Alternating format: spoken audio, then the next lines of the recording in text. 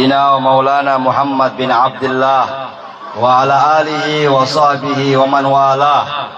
فقد قال الله تعالى في القرآن الكريم: أعوذ بالله من الشيطان الرجيم، بسم الله الرحمن الرحيم. قل إن الموت الذي تفرون منه فإنه ملاقيكم ثم تردون إلى عالم الغيب والشهادة إلى آخر الآية. صدق الله العظيم وصدق رسوله النبي الكريم ونحن على ذلك من الشاهدين والسyakirin walhamdulillahi rabbil alamin. Puji dan syukur senantiasa kita panjatkan kehadirat Allah Subhanahu wa taala pada malam hari ini. Walaupun di tengah cuaca yang kurang bersahabat, Allah masih berikan kita nikmat kesempatan, nikmat kesehatan. Dengan nikmat yang Allah berikan ini, kita bisa bersama-sama kumpul di rumah duka ini guna untuk melaksanakan pelaksanaan takziah malam ketiga ini atas berpulangnya ke rahmatullah saudara kita, orang tua kita, sahabat kita, Bapak Ongki, yang malam hari ini malam ketiga. Yang saya hormati Bapak Kepala Desa Pelawa Baru beserta aparat Desa Pelawa Baru yang hadir, Bapak Imam, pegawai syara, tokoh masyarakat, tokoh agama Pelawa Baru yang hadir, utamanya banyak saya lihat ini anak-anak remaja, banyak anak-anak remaja yang hadir, yang juga saya hormati. Di acara takziah ini kita selalu diingatkan kembali tentang bagaimana kita menjalankan kehidupan kita di dunia ini. Kehidupan di dunia kita ini kehidupan yang sementara, kehidupan yang akan berakhir. Berapa lama kita hidup di dunia? Kita hidup di dunia tak ada yang sampai 200 tahun. Kalau mungkin 100 tahun lebih sedikit. Maka di waktu yang singkat ini, ayo kita gunakan dengan sebaik-baiknya. Kita laksanakan perintah-perintah Allah. Kita laksanakan semua kewajiban Allah. Apa yang Allah larang jangan dilakukan. Apa yang Allah larang cegah dalam Al-Quran jangan dilakukan, karena berbahaya buat kita dan merugikan orang lain. Saya mau kasih contoh. Sekarang ini utamanya di bulan Agustus itu curah hujan cukup tinggi. Mulai dari Agustus hari pertama tanggal 1 sampai sekarang ini cuaca ekstrim, tidak menentu. Di beberapa tempat utamanya di daerah kita ini Parigi Mautong, khususnya di Turwe, sama kita pahami, sebagian Kayu Boko itu terjadi banjir bandang. Nah, kalau kita mau mengurut ini peristiwa-peristiwa yang terjadi, ini tidak lepas dari kesalahan kita manusia. Selain itu musibah dari Allah untuk menguji kita, tetapi pada hakikatnya kejadian-kejadian itu ada sangkut pautnya kita manusia. Maka Allah dalam Al-Quran menjelaskan, Zaharal fasadu bil barri wal bahri bima kasabat aydin nas. Telah terjadi zaharal fasad, telah nampak kerusakan di muka bumi, bil barri, di bumi, wal bahri, di lautan, bima kasabat aydin nas, disebabkan karena sebab-sebab tangan-tangan manusia. Kita jarang memperhatikan alam. Kita tidak memperhatikan keseimbangan ekosistem alam. Kita menebang pohon dengan sembarangan. Kita merusak semua yang telah Allah jadikan. Akhirnya ketika hujan seperti ini, tanah, gunung, pepohonan tak mampu lagi menahan curah hujan, akhirnya banjir sampai ke kampung. Mudah-mudahan dari peristiwa-peristiwa terjadi banjir bandang dan sebagainya, kita manusia bisa sadar, kita bisa pahami bahwasanya Allah Subhanahu wa Ta'ala menginginkan kita di dunia ini, ayo jaga alam, jaga lingkungan, jaga persaudaraan sesama umat Islam, supaya dunia ini seimbang, supaya tidak terjadi masalah, bencana, musibah kepada kita. Oleh karenanya di acara takziah seperti ini sering diingatkan kepada kita, khususnya umat Islam. Umat Islam ini agama yang cinta damai. Kita umat Islam diajarkan dalam agama mencintai sesama manusia. Ya. La yu'minu ahadukum. Tidak beriman seseorang di antara kalian, kata Allah, kata Nabi. Hatta yuhibbu li nafsihi ma yuhibbu li akhihi ma yuhibbu li nafsihi. Sampai dia mencintai saudaranya sama dengan mencintai dirinya sendiri. Adik-adik, jangan pakai ayat ini dia saya harus bercinta, saya harus cari pacar, karena agama bilang kita harus mencintai sesama manusia. Bukan ini maksudnya. Cinta kita kepada sesama manusia, cinta kita kepada sesama muslim adalah kita saling nasihat menasehati, saling mengunjungi, saling bersilaturahim. Contohnya malam ini kita datang di acara duka ini walaupun hujan. Saya jauh-jauh dari Parigi karena berdasarkan cinta. Kita cinta sama almarhum, karena almarhum ini tidak sedara dengan kita. Mungkin tidak sama, mungkin tidak sedara, tetapi dia seakidah dengan kita. Sama-sama menyembah Allah Subhanahu wa Ta'ala, sama-sama mempunyai Nabi Muhammad. Maka ketika ada orang meninggal, orang Islam, wajib hukumnya kita datang untuk bertakziah. Maka ada istilahnya fardu kifayah. Fardu kifayah itu pertama dimandikan, kemudian yang kedua dikafani, yang ketiga disolatkan, dan yang keempat dikuburkan. Itu bagian daripada cinta kita kepada sesama manusia. Dalam sholat, coba kita lihat, adik-adik, coba kita lihat di sholat. Kalau sholat itu harus lurus. Sawu sufufakum, kasih lurus sholatmu, sapmu. Fa inna taswiyatas sufufi min tamamis sholat. Sesungguhnya rapatnya barisan, lurusnya saf itu termasuk bagian dari kesempurnaan sholat. Ketika mau sholat ada teman yang bengkok, kita kasih lurus, kasih lurus, kasih lurus. Ada teman yang jaraknya jauh dengan kita, rapat. Itu ibadah sholat memberikan kita pelajaran. Di sholat saja kita harus lurus saf kita. Di sholat saja kita harus lurus saf. Tidak boleh saf kita ini berjarak. Harus kita lurus. Artinya dalam kehidupan ini kita harus seperti sholat. Apa yang disebut oleh pemerintah kita ikuti. Apa yang dipatwakan oleh ulama, oleh ustadz, oleh dai, penceramah kita ikuti. Kenapa? Karena itu supaya kita sempurna agama kita. Jangan pemerintah bilang A, kita B. Kepala desa umumkan C, kita ke D. Ulama ajarkan halal, kita bikin jadi haram. Ulama mengatakan haram, kita bikin jadi remang-remang.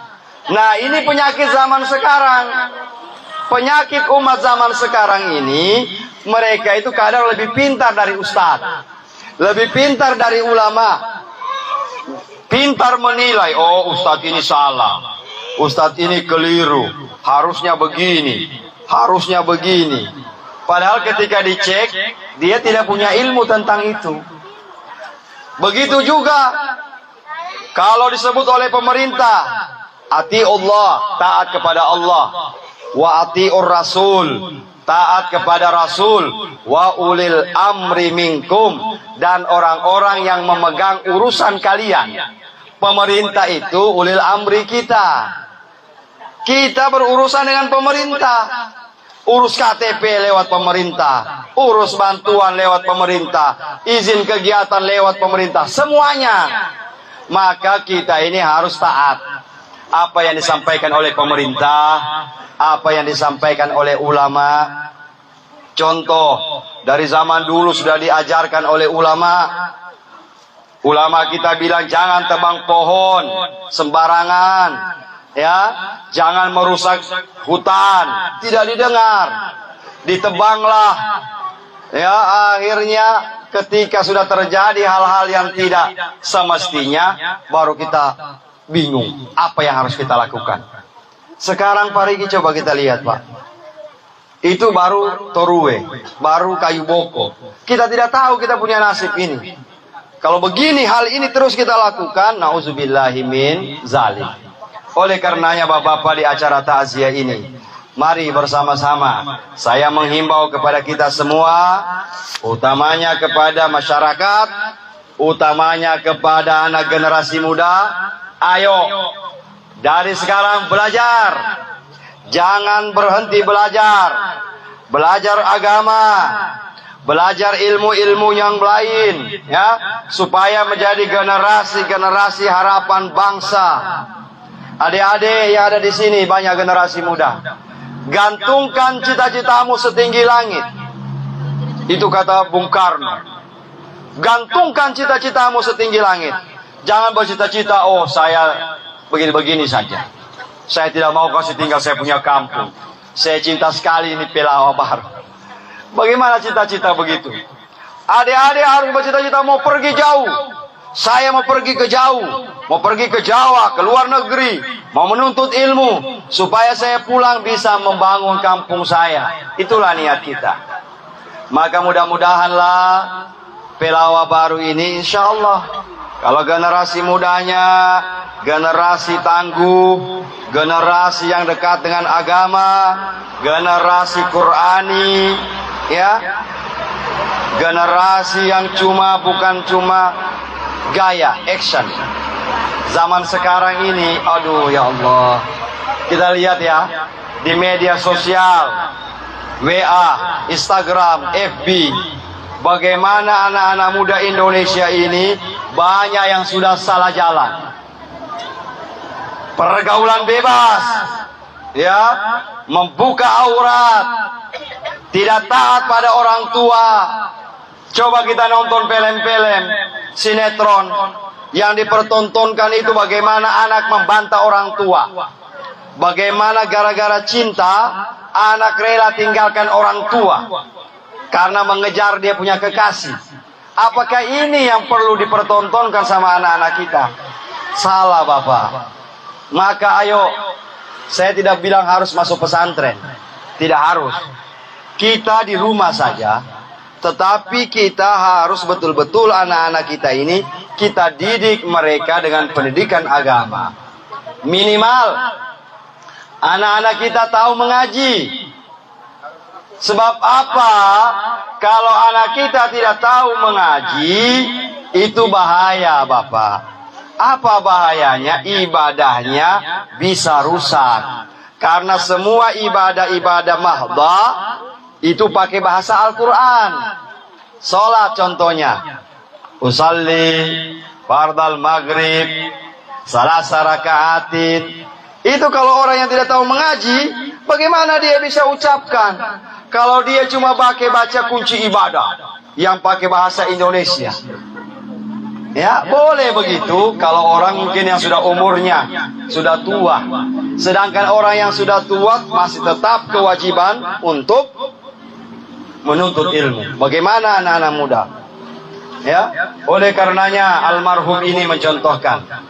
Beliau meninggal tidak terlalu tua. Di usia yang masih matang itu beliau sudah meninggal. Artinya mati Bapak, Ibu, adik-adik tidak kenal umur. Kalau mati itu harus umur sekian, adik-adik ini tenang-tenang saja. Tetapi mati tidak pakai umur.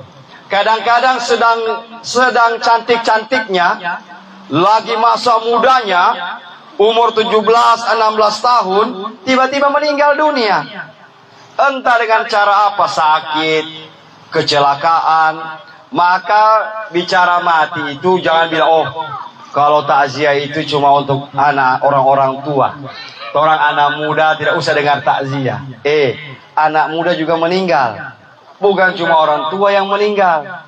Maka dalam kubur itu sendiri, di dalam kubur itu sendiri-sendiri.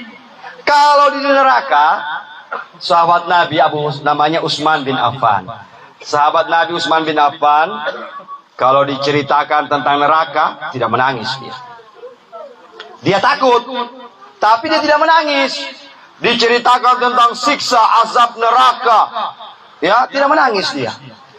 Tetapi ketika diceritakan tentang azab kubur, siksa kubur, Sayyidina Utsman bin Affan meneteskan air mata sampai dia punya jenggot ini basah dengan air mata. Ketika ditanya, wahai Amirul Mukminin, kenapa kalau dicerita neraka kau tidak menangis, dicerita kubur kau menangis? Katanya, kalau di neraka, seandainya saya masuk neraka, tidak apa-apa karena rame-rame. Rame-rame dengan teman-teman saya, dengan geng saya, dengan grup saya, biar siksa rame-rame. Tetapi kenapa saya menangis kalau dibilang kubur? Karena di kubur itu sendiri-sendiri, tidak ada teman. Adik-adik kita kalau meninggal dunia, kita rasa diri kita ini tidak meninggal, macam mimpi. Kita sepertinya mimpi. Kita lihat ada orang yang menangis. Kita lihat kenapa mamaku menangis, kenapa papaku menangis, kenapa banyak orang datang di rumahku. Kita lihat seolah-olah itu mimpi. Lalu kita lihat kita punya badan ini dibawa ke tempat mandi, dikasih mandi kita. Setelah itu dibungkuslah kita, disolatkan, dibawa ke masjid, disolatkan, dibawa ke kubur. Begitu sudah sampai di dalam kubur, orang-orang sudah pulang, sadarlah kita. Ternyata saya ini sudah mati. Kalau hidup di dunia ini, kubur itu bagaikan mimpi. Karena kita di dunia, belum pernah kita ke kubur. Tetapi kalau kita sudah meninggal dunia, sadarlah kita. Maka dikatakan an-nasu niyam. Manusia itu dalam keadaan tertidur. Wa idza matu pantabihu. Kalau sudah mati baru sadarlah manusia. Maka di acara ceramah takziah tidak panjang-panjang malam hari ini, saya ini berturut-turut ceramah hampir habis suara. Tadi malam di Masigi, malam ini di sini, besok malam di Kayu Boko, lusa malam terus ini banyak orang meninggal. Maka diirit-irit saja suara. Saya mau kasih beberapa kisah-kisah menarik yang kita bisa ambil manfaat. Manfaatnya supaya apa? Supaya kita bisa persiapkan. Pertama, ada kisah dari Nabi SAW. Suatu saat Nabi SAW didatangi oleh seorang sahabat. Dia bilang, ya Rasulullah, sana ada orang anak muda namanya Alqamah. Alqamah itu setengah mati-mati. Sudah dibacakan Yasin, dibacakan zikir, ditalkinkan la ilaha illallah, tidak bisa mati-mati. Susah, ruhnya itu keluar dari tubuhnya. Rasulullah datang. Begitu Rasulullah datang, Rasulullah lihat Alqamah ini yang sementara sakratul maut. Rasulullah tanya, apa dosanya? Apakah orang ini tidak sholat? Kata sahabat, sholat ya Rasulullah. Apakah dia puasa? Puasa ya Rasulullah. Lalu apa kesalahannya? Kata mereka, Rasulullah, pernah ibunya ini dibuat kecewa oleh Alqamah ini. Suatu saat Alqamah ini dipanggil oleh ibunya. Tetapi karena dia sementara sholat sunnah waktu itu dia tidak dengar. Berkali-kali dipanggil. Akhirnya ibunya bersumpah, ya Allah, saya punya anak Alqamah, berikan dia siksa sebelum dia meninggal dunia. Berdoa sama Allah. Berdoa sama Allah, berikan dia siksa sebelum dia meninggal dunia. Apa yang terjadi, adik-adik? doa ibunya Alqamah ini diijabah Allah. Ketika Alqamah,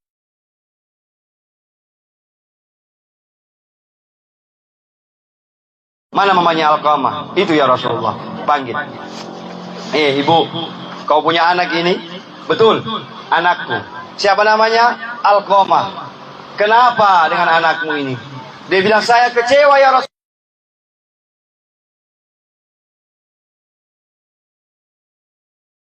sama Allah, ya Allah, berikan kepada anakku ini siksa sebelum dia mati. Dan terbukti sekarang. Jadi kata Rasulullah, begini Bu, anaknya ibu ini sudah mau meninggal, lebih baik ibu maafkan dia. Sebab kalau ibu tidak maafkan anaknya ibu ini, dikhawatirkan dia mati siksa, bahkan mungkin tidak akan keluar napasnya. Oh, ibunya bertahan. Oh tidak, saya tidak mau memaafkan, terlalu sakit hatiku, kata ibunya. Akhirnya Rasulullah sudah bujuk-bujuk, ibunya tidak mau maafkan. Apa adik-adik?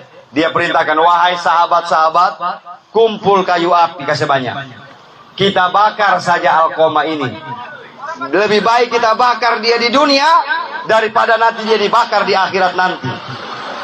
Begitu dengar anaknya mau dibakar, maka si ibu mengatakan, ya Rasulullah, saya maafkan saya punya anak.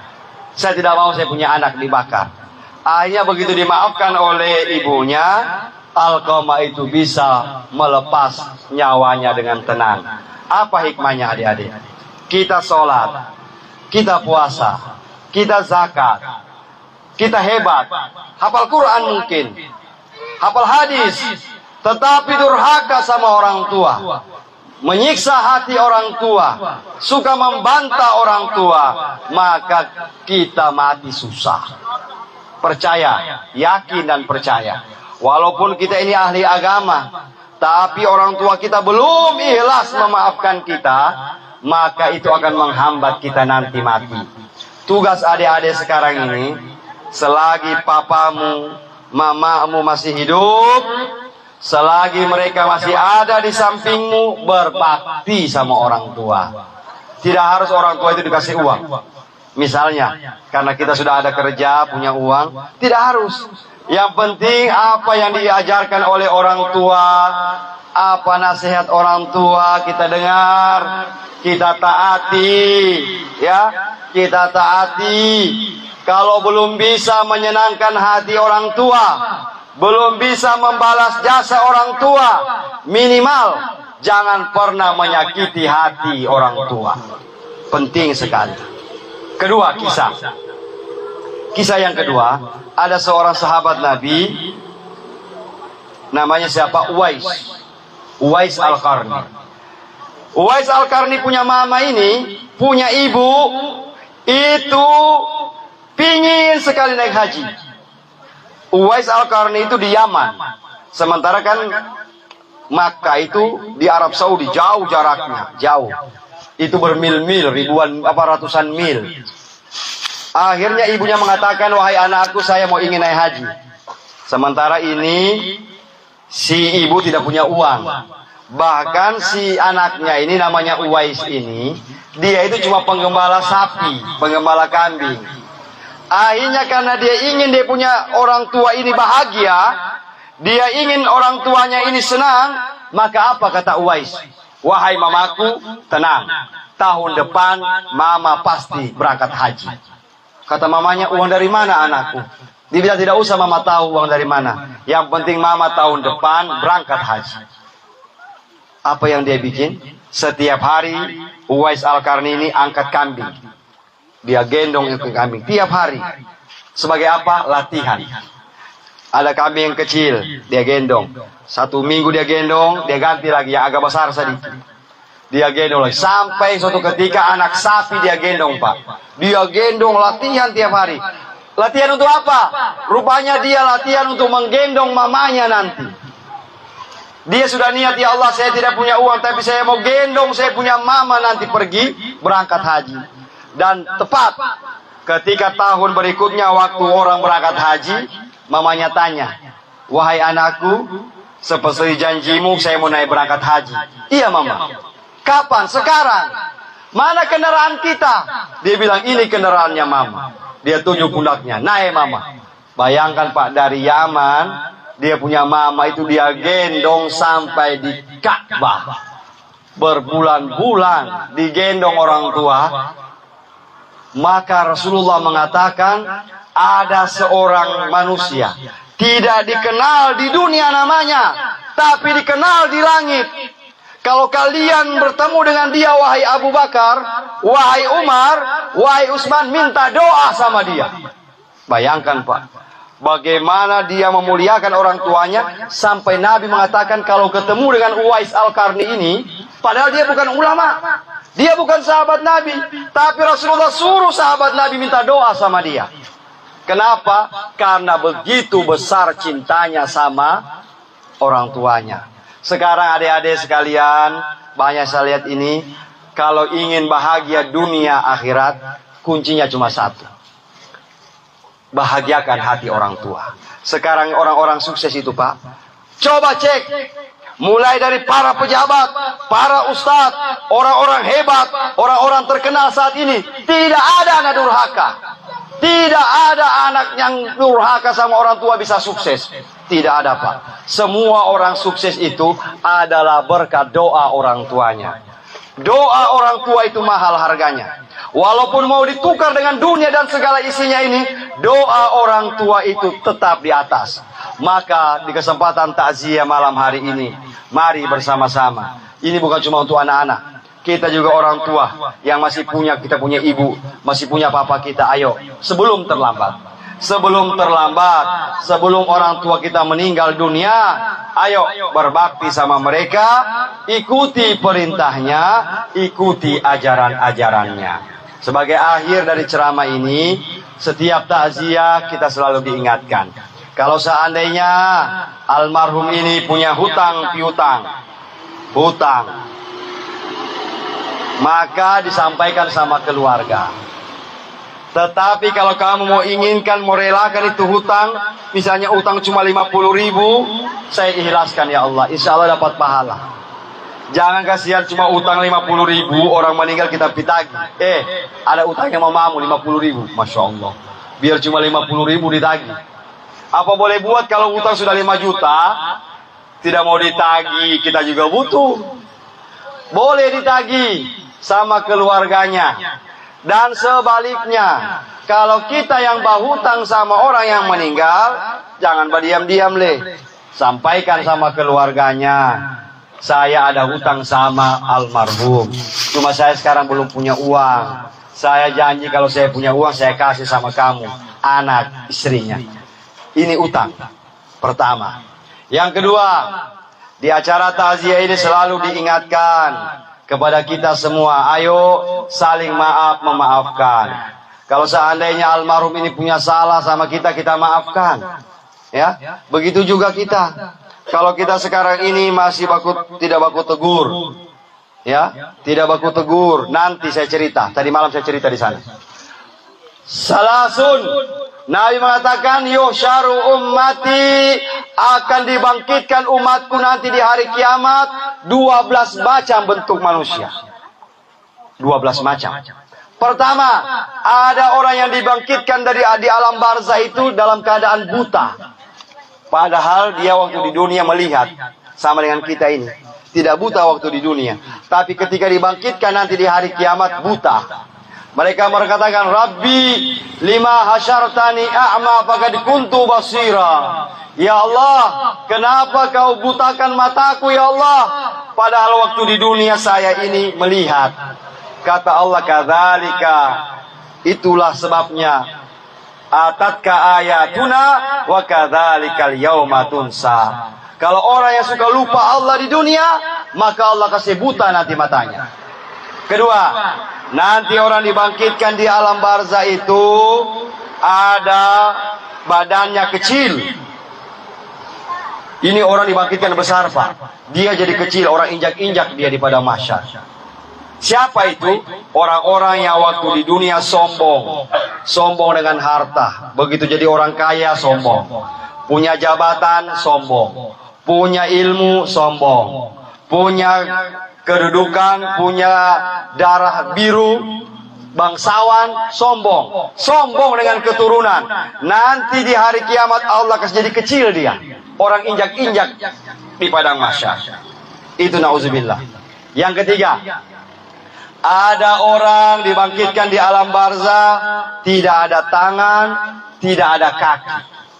Siapa mereka ya Rasulullah? Humul ladzina yu'zuna jaruhu. Orang-orang yang waktu di dunia sering melukai, sering mengganggu tetangga. Hati-hati. Ya, tetangga sementara tidur jam 2 dia karaoke. Dugdak, dugdak. Tetangga tak kaget. Apalagi kalau tetangga sementara sakit gigi. Nanti kalau orang karaoke ini bertanya dulu, boleh saya menyanyi? Tetangga bilang boleh, silakan. Tapi kalau tetangga lagi tidur jam 2 jangan karaoke, mengganggu tetangga. Nanti hari kiamat bangkit tidak ada tangan, tidak ada kaki. Apalagi pelihara ayam, pelihara bebek, tidak di kandang, tainya sama tetangga. Ya, habis terasnya orang, dapurnya orang diberaki ayamnya. Ini mengganggu tetangga. Mengganggu tetangga. Nanti kalau potong ayam, potong bebek, bagi sama tetangga dagingnya, uang capek. Capek urus tainya, iya. Jadi banyak hal-hal. Yang berikutnya, nanti orang dibangkitkan di hari kiamat, kata Rasulullah, dia punya badan manusia, wa wajhul hinzir. Badan manusia, wajahnya itu hinzir. Apa itu hinzir? Babi. Muka badan manusia, kepala babi. Siapa mereka? Alladzina yatahawuna sholat. Orang-orang yang waktu di dunia meremehkan sholat. Begitu waktu sholat dia tunda, belum. 3:30 waktu asar, dia bilang nanti 4:30.